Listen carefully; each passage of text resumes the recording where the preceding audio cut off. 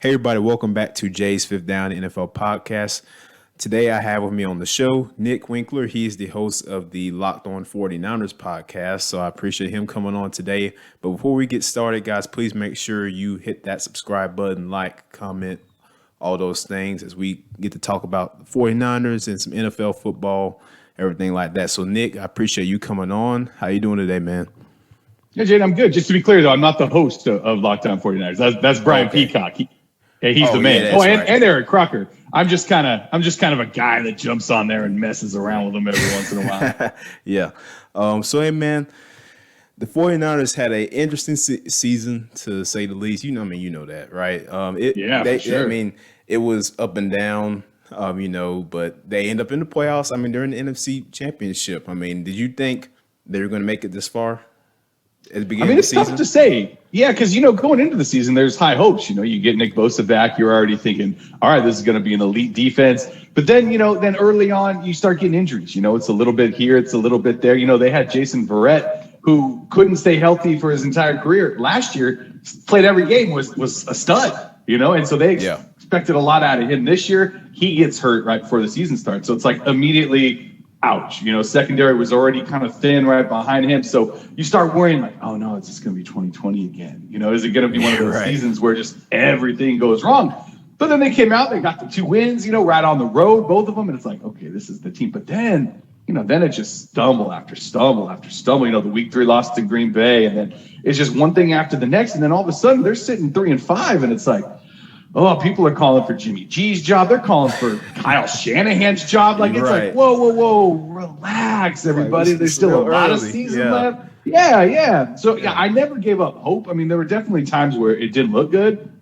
But, the core of this team's always been defense. And the defense has been solid. Yeah, and Elijah Mitchell was a huge addition to this team as well. When he started playing regularly, the team started winning regularly, So that was a big deal. They started getting Debo in the backfield. Like, you kind of saw the writing on the wall of this team getting better and better and better. And then, obviously they've won 3 straight games that they've had to win, the Rams game to get into the playoffs, and then beat Dallas the way they did, and then Green Bay. Yeah.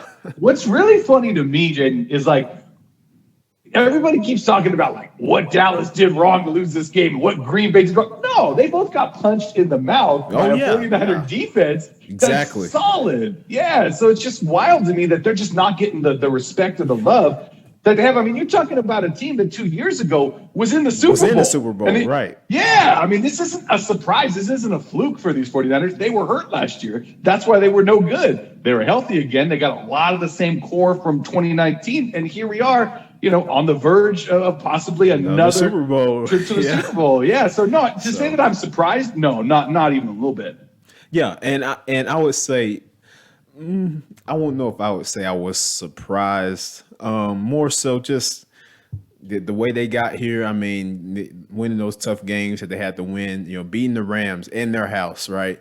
Coming back down from, I think it was I forgot what the deficit was. It was 17-0. Yeah, 17-0 deficit. In SoFi Stadium, to come back and beat the Rams, like you said, to really solidify that ticket to the playoffs, and and then going into Dallas, and which is a loud place, hard place to play, and they beat the Cowboys on the road. So I think the 49ers, I mean, this year they've just played really resilient and tough football. Of course, that they're not going to give Jimmy G his credit, are they? Right? No, I mean, that's another thing that bothers me a little bit too, is all the Jimmy G haters out there. I get it. Sometimes the guy throws some balls, you're like, what are you doing? What are you doing? I know what that's like. But every quarterback does that. Every quarterback out there throws a few balls. It's like, oh, wow, that was not a great idea.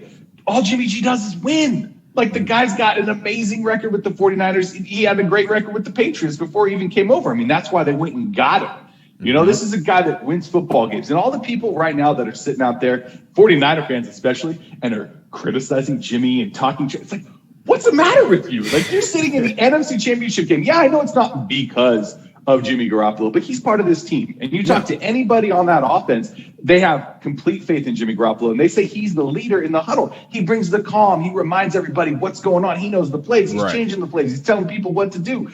He's the facilitator of that offense. And if he can go out on Sunday against the Rams and have a good game, and just not give it away, the 49ers are going to win that football game. I mean, that's the key is don't give it away. Don't give the Rams the game.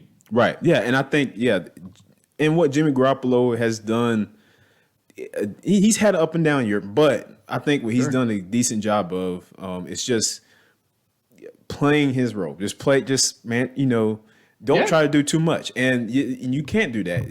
As for any quarterback, you have to just know what you can do and do what you're asked to do. Play your role, play the game, and everything else will just work itself out, And I think that's throughout the seasons when I'm watching the 49ers play, that's what they were doing. Now, they went with Trey Lance sometimes also, so you kind of wonder, okay, are they going to Trey Lance or are they, Jimmy G's? And they were going back and forth a little bit, but then they ultimately ended up sticking with Jimmy Garoppolo, which shows that they have trust in their veteran quarterback. And so this is a guy, like you say, he's a winner. He's won games. He's won a couple Super Bowls with the Patriots when he was there. So he's been around that winning culture with Tom Brady. Mm-hmm. And then he comes over to San Francisco, brings it over here, brings that mentality. The key is the mentality, I feel like. Yep. Just that winning mentality. He might not put up the numbers, but he's going to bring you that winning mindset, come to work and getting ready to play and just getting everybody in the right place at the right time. So I just think that's what's key for Jimmy Garoppolo to do. Mm-hmm. Yeah, I wouldn't be surprised, if, they do go on and win a Super Bowl. If you see Jimmy Garoppolo again next year as a 49er, I know that everybody's like, no, it's Trey Lance. He's ready to go. Well, he's not ready to go, or he'd be the quarterback right now. Kyle Shanahan has a very, very difficult offense. It's intricate. It's got a lot of moving parts. You got to know where everybody's going to be. He has the most motion before snap than anyone in the NFL, and it's by a lot. There's not even a close second to that. So he's constantly moving parts around in order to read the defense and see what they're doing. And that is something that Jimmy has really gotten down. And maybe Trey hasn't gotten that, going yet. And that's okay. You hope that they're able to move on from Jimmy next year, trade him for a good draft pick, because he's due a lot of money next year. And if you got Trey Lance ready to go, then you go to Trey Lance and you spend that money in the secondary, or, you pay Deebo Samuel, which you're going to have to do. Yes, you have to pay him. You have to. You got to find that money somewhere, because they got a lot of money in Armstead. You got a lot of money in Trent Williams. They've invested a lot of money elsewhere, and Fred Warner as well on defense. So they're going to need to get that money somewhere. But at the same time, you don't want to rush the guy. You don't want to rush Trey Lance. Trey Lance came in a few packages early in the season, like here and there, and he looked exciting. He looked electric. He's got a great arm. He's got great legs. He looked like he could read the defense. But then when Jimmy got hurt and he had to start against Arizona, that was a tough game. He ran the ball like 19 times. I'm surprised he didn't get hurt more. He did get hurt, and then he wasn't able to play the next week because he got hit so many times. But then he had to start later in the season against Houston, and it was like, oh man, what's going on? But he played a much different game. It was much more. You could tell. You could see the development. You could see him kind of figuring it out, not thinking I got to carry this team, because that's what he had to do. In college when he was playing essentially a D2 school, so exactly. Yeah. So that's all he's ever known. I'm sure in high school too. I'm sure he was the guy, he played offense. I think he was a safety also in high school. Yeah. So this is a guy. Yeah. Yeah. No, okay. He was also quarterback, but he went both ways. Oh yeah. He was recruited heavily as a safety at some D1 schools too, but it was like, nah, I don't want to play quarterback. I'm a quarterback. It sure seemed to pay it off for him. But yeah, Jimmy Garoppolo's a winner. I don't think we'll see Trey Lance again unless Jimmy Garoppolo gets hurt. They say the shoulder is fine. Thumb seems to be good. You might see a little trick here or there with, like he was doing earlier in the season. But Kyle even went out and said, when I do that, when I bring in Trey, it messes up my flow. It messes up my game plan. I know I'm setting up plays right now so that 4 plays down the line, I can run a similar look on you. And we went this way last time, but this time we're going to dig it over the top. He's constantly strategizing. He's like a chess player out there when it comes to calling plays. And it's like all of a sudden he's playing chess, and then he brings out checkers, and it's like, wait, I can't do both at the same time. So, and I don't blame the guy. That'd be amazing if he could, because what a weapon that would be, right? I mean, you're constantly bringing in different quarterbacks, and it'd be cool. But at the same time, I have all the faith in the world that Jimmy Garoppolo is going to go out against the Rams. I mean, he owns the Rams too. The Niners have won 6 straight against them, and Jimmy's never lost to the Rams. Yes, so it'll be interesting to see, man. Like you said, and as a Falcons fan, I know Kyle Shanahan, yes, he he has a brilliant offensive mind, and the way he's able to use these parts, and like you said, the misdirection and the pre-snap motion. Because you don't know, as a defense, you don't know where the ball is going to be, so you have to read your keys, but you get caught looking somewhere else, and and it's like Deebo Samuel's over here wide open, or whatever it may be. And so that's why I've always been a fan of Kyle Shanahan. Just his brilliant play calling, and Sean McVay as well. So you're going to have two brilliant offensive play callers in this conference championship game for the NFC. So it's going to be really interesting to see how these defenses react. I think that's going to be the key for both teams. Really, just can you make the stops, get off the field, right? That's it. Especially against the Rams. I mean, that's a great offense. You got Cooper Kupp, who went out and just obliterated some records, as a receiver. It's got the Triple Crown: receptions, yards, and touchdowns. He led the league. That's an incredible year. Matthew Stafford, he's always put up numbers. And then they got Odell Beckham Jr., who at any time could go for 75. So this is going to be a shootout, I think. The 49ers have a great defense, but I wouldn't be surprised if this is a 31-28 game. Oh, yeah. I think it's going to be close as well because, like you said, it's just going to come down to who's going to be able to make a stop, right? For sure. And they say defense does win championships. It's a cliche, but at the end of the day, it is true. You're right. And you mentioned it earlier, too. Real quick, sorry.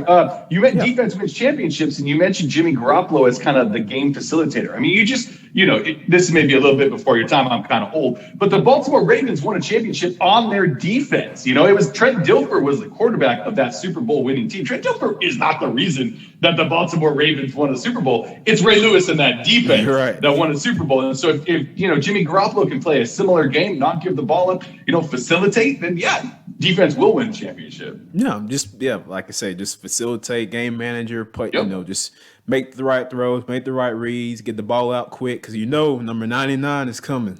He's coming. And so's 40. They got and then 40 number on the 40, other side number 54. too. Yep, Leonard Floyd, and they got a lot. and I also have to also give a shout out to the Rams because the way that they the defense it's just been. It's been amazing. We all talk about Aaron Donald and Jalen Ramsey, right? But look at, they got Von Miller in there, and not many people thought he was going to. They knew he was going to produce, but he had a big impact for them, and also Leonard Floyd, and then overall as a defensive unit, the Rams have a really good defense, also, and the 49ers as well. So again, I just think it's going to come down to which one of those defenses can make a stop first. We saw the 49ers and Packers, it came down to special teams, and special teams, right. So, which is crazy. So, all three phases, and in order to win football games, and that's in high school or collegiately or professionally, you have to win in all three phases of the game. The special teams, offense, and defense. Or especially, don't lose it on one of those. Don't lose it on one of those. Don't be like the Packers and lose your game on special teams. The block kick at the end of the first half, how big was that? It was a 3-point game at the end. You have a blocked field goal and then you get the block punt. What was I think I read the last time that a team in the playoffs did that was 1989. It doesn't happen. It's crazy. Yeah, completely crazy. That was a really good game, and the 49ers really. I didn't think they were going to win, but they I didn't either. They kept fighting, and they stuck it out, and they won. And they made plays when they had to, and they won the game. And so now you got the Packers looking like, oh man, what are we going to do now? Aaron Rodgers probably going to leave. Just craziness. But I know. So, what are your thoughts about the Bucks and the Rams and that thriller we had with those two? What are your thoughts on that? Tom Brady did his thing, right? He at one point you're thinking okay, this is the end of Tom Brady. This is the myth's gonna be over, the whole mystique behind him. He doesn't go out like this. And then he came back. And he made that a football game, and it was just oh my God, he's gonna do it again. And then they left Cooper Kupp open twice. What are you thinking? And Matthew Stafford, to his credit, he has been dogged his entire career for not being able to make that big play in the big game. He had gone to the playoffs, 2 or 3 times at Detroit, had no wins. And here he was, in what was essentially a do or die game, against the greatest quarterback of all time. Yes. Yeah. And he had just gone down the field and tied it up after they were getting blown out. And the fact that they scratched and crawled and got back in that game, and then boom, boom, 2 big passes, and all of a sudden the Rams win. It's like, I was shocked. I was just taken aback, like, what just happened? So obviously the Rams are playing with a lot of confidence right now. You know, you go and you beat the defending Super Bowl champions. That's a good look for them. They're gonna be ready to go come Sunday. But it's funny, you mentioned SoFi earlier and how, you know, the Niners had to go to SoFi and play, but that's like Levi's South, man. There was so much red in that stadium. And if you look at Ticketmaster, it's being talked about right now. StubHub is saying that 43% of the sales already so far on that site are in Northern California. So the red, the faithful, they're going to show up again this weekend. You don't be surprised if it's a 50-50 split. Yeah, that 49er faithful will be there in full force. Yeah, I will say this. You guys have one of the most committal fan bases in maybe the whole NFL. That 49ers faithful, they travel. They do travel. I'll say that much. So it's going to be interesting, man, to say the least. You know, and so switching gears, man, real quick with the AFC side with the Bengals and the Chiefs. Now, Joe Burrow and the Cincinnati Bengals, they had a great year this year. The previous year he went 4-11 as a starter. Then, you know, we're thinking, okay, maybe it's gonna be a couple of years before they do anything. And they come out this year, man, and they're firing Jamar Chase, who they picked in the draft this past year. And you know, you remember him and Joe Burrow were teammates at that LSU team that won a national championship. So, you know, they pick him and he's going off all these games, and Cincinnati's in the playoffs. And, you know, they've won some very close playoff games to get here. And now they're in the AFC Conference Championship game against the Chiefs. So who do you think is going to take this game? Yeah, it's going to be a shootout, man. I really do believe that. It's funny, too, you mentioned Jamar Chase, because when the pick happened, it was like, oh, they need to shore up that offensive line, because in his rookie year, Joe Burrow got hurt on a sack. Like, that was like their biggest need. And then they go out inside his college teammate, and people are like, yeah, I get it. But at the same time, like you got to protect your franchise quarterback. And then in the preseason, he's dropping all those balls, and he's talking about, there's no white stripes on the ball like there are in college. And like he's making excuses, and people are like, oh, this is looking like a really bad pick. And then the guy goes out and just sets rookie records, like the touchdowns that he got this year, like unbelievable. He's by far the best rookie in this class. Like, it's crazy what Jamar Chase did. And yeah, there was clearly some chemistry between Burrow and him. And I think they keep it going against the Chiefs. Like, I like what Kansas City does. Obviously, Mahomes, he started 4 seasons in the league, and he's been in the AFC Championship game 4 times. Yeah, I mean, there's no doubt that he is the man. But at the same time, it's about the hot team. It's about the team that's playing really well right now. Not that the Chiefs are playing poorly, but if I had to pick a team to win this game, I think I'm going Bengals. I just really like what their defense is doing right now. I really like what the offense is doing. Mixon's, he's playing well. You know, T. Higgins hasn't even really been utilized, and he's, one of their best weapons. Tyler Boyd as well. Like, Burrow's got a lot of guys to throw to. Yep. I mean, so does Mahomes. I mean, everything I'm saying about Burrow right now in the Bengals, I can say about Mahomes and the Chiefs. Yeah. It's going to be a wild game. I mean, I predict both of these games this weekend are just going to be high-scoring affairs where it's just maybe the last team with the ball, maybe the defense that makes that big play late in the fourth quarter, that's the team that ends up winning. So I'm really looking forward to the Bengals. I'd love to see another Niners-Bengals Super Bowl because it's happened twice and the Niners won both times. So let's do it again. Right. Yeah. And like to your point, man, not only has the Cincinnati offense been on fire, but the defense has been playing really well. Yeah. Like they made a big acquisition for getting Trey Hendrickson. They got Mike Hilton from the Steelers, so they really shored up that defense, and they've been playing really well. So I think it's going to be key for Cincinnati. Their defense is going to have to play big in this game. Also, with their offense, which I think they're going to do with Joe Burrow, Jamar Chase, the offensive line just has to hold up. That's the only thing, because he got sacked, what? 9 times against the Titans. 9 times. NFL record. That can't happen anymore. So, and they were fortunate to win, but that can't happen. Yeah. That can't happen.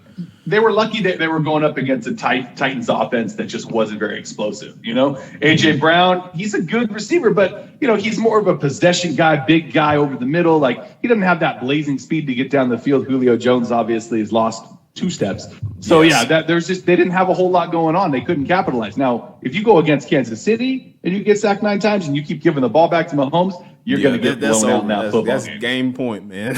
that's a done deal. They need to tighten it up on offense. Oh yeah, definitely got to tighten it up. So overall, man, I think these are going to be some really good games. And I'm gonna be honest. Overall, the whole 2021 season was just wasn't it a little weird. Like I mean, you had these teams that you didn't think were gonna. Now, obviously, your Jags, your Lions, your Jets. They weren't really gonna do. We knew what was happening there. Yeah, but it's these other teams like the Raiders. I mean, they come in here. They come to the playoffs. They got in there. I mean, they had a decent year overall. Derek Carr did a pretty decent year, and especially the way they responded after John Gruden got let go, all that situation that happened there. And so the fact that they were able to come out and respond and make it to the playoffs, I think was pretty impressive.